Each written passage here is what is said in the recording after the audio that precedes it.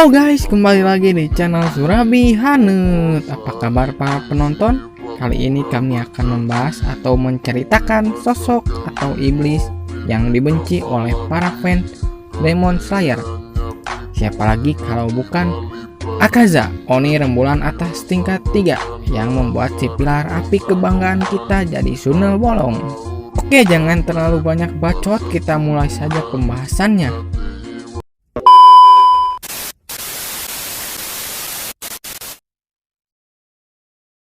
Hakuji adalah nama Akaza saat ia masih menjadi manusia.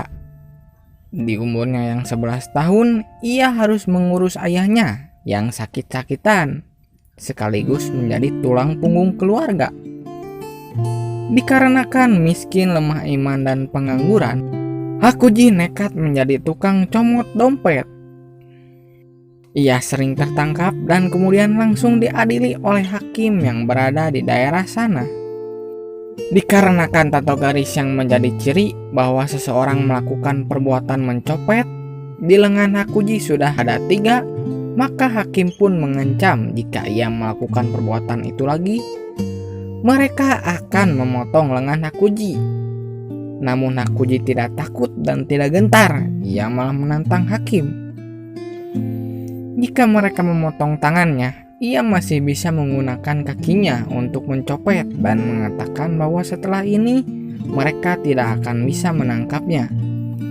Anak buah bos sayap keras nih. Saat di perjalanan pulang, Hakuji dihampiri oleh tetangganya yang memberitahu ia bahwa ayahnya gantung diri dikarenakan mendengar untuk kesekian kalinya bahwa si Hakuji dihukum karena mencopet. Jadi ternyata ayah si Hakuji pun sudah mengetahui bahwa ia diberi makan dengan uang yang tidak barokah. Ayahnya pun menitip pesan agar Hakuji menjalani hidup yang lebih baik.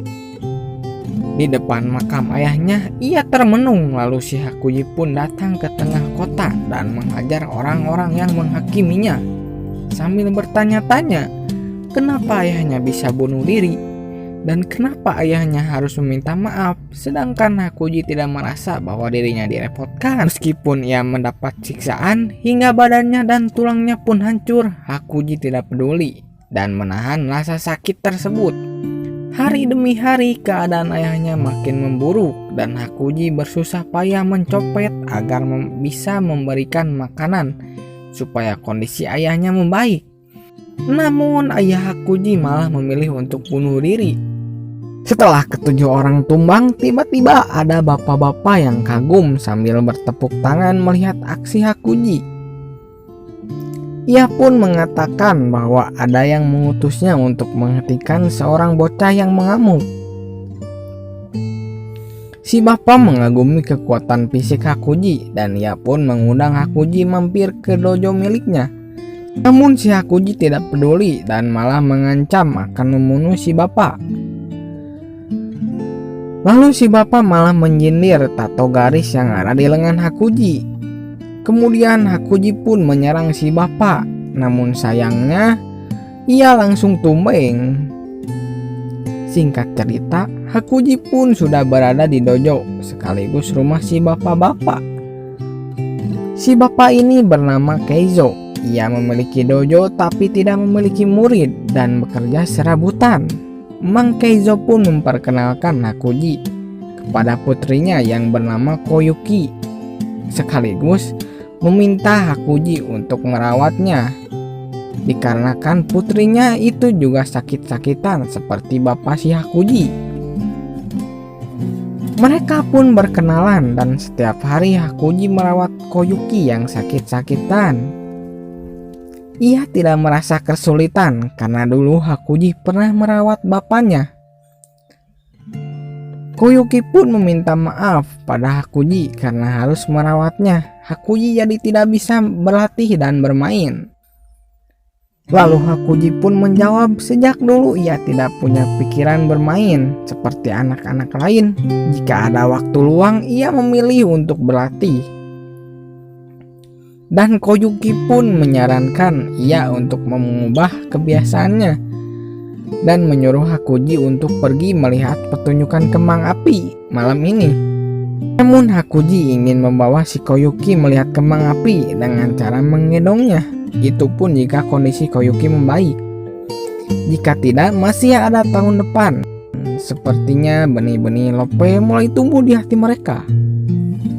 Kita pun flashback ke kejadian di mana Mang Keizo menolong seorang aki-aki yang dibegal bandit. Sebagai ucapan terima kasih, si aki memberikan dojo tua miliknya yang bernama Dojo Soryu untuk ditinggali Mang Keizo.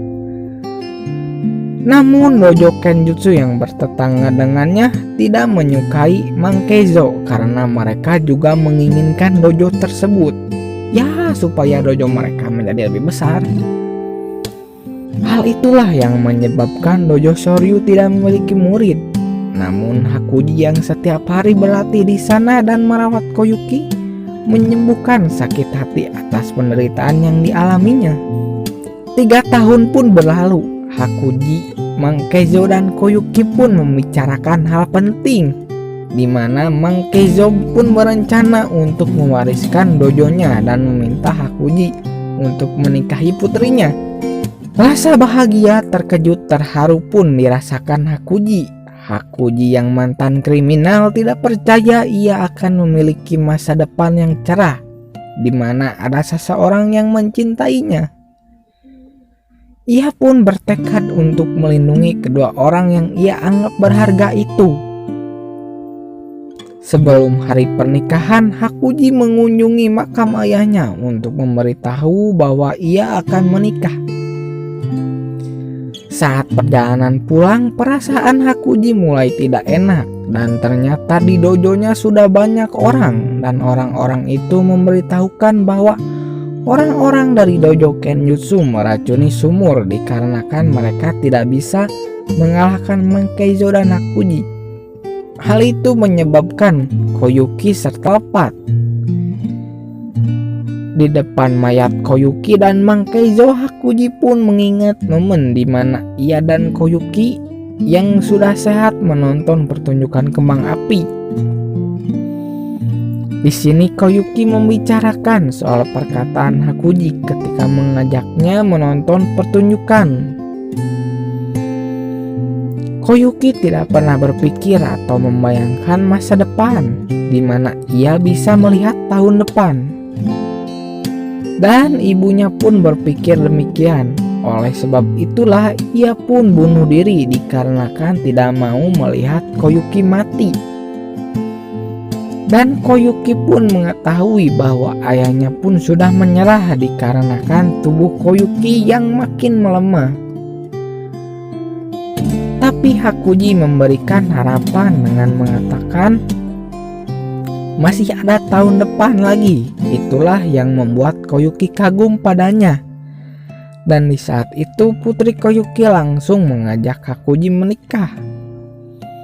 Hakuji pun menerima lamarannya dan berjanji akan melindungi Koyuki. Namun kenyataannya Koyuki malah jadi mayat. Hakuji pun membalas perbuatan dojo Kenjutsu dan membantai semua orang di dalamnya dengan tangan kosong. Di dalam dojo mayat berceceran dan anggota tubuh yang sudah seperti Lego pun berantakan. Pelayan yang selamat dari kejadian tersebut pun kena mental dan menjadi gila. Catatan insiden tersebut pun dihilangkan karena kejadian yang tidak masuk akal. Hakuji pun luntang-lantung terpuguh sampai ia bertemu dengan Lord Muzan. Lord Muzan mendengar bahwa ada iblis yang melakukan pembantaian. Ia pun penasaran dan langsung pergi ke lokasi, namun yang ia temui hanya seorang manusia biasa. Lord Muzan pun langsung memberikan banyak darahnya ke si Hakuji sampai si Hakuji menjadi iblis. Dan dikarenakan Hakuji menerima darah terlalu banyak, ingatannya pun sampai terhapus. Hakuji pun memulai kehidupan barunya menjadi iblis, merubah namanya menjadi Akaza dan mengabdi kepada Lord Muzan. Selama ribuan tahun kerjaannya cuma bertarung dan membunuh. Meskipun ia memiliki ambisi untuk menjadi iblis, bulan tingkat 1. Namun kenyataannya, Akaza merasa ia bertarung dan membunuh tanpa tujuan yang jelas. Oke guys, dan akhir hidup si Hakuji menjadi iblis pun tamat, dibunuh Tanjiro dan Tomioka. Sekian saja yang dapat kami bahas di pertemuan kali ini. Jika kalian suka dengan video kami, bisa diklik like dan subrek-nya ya. Dan apabila ada saran atau masukan, bisa tulis di kolom komentar. Bye.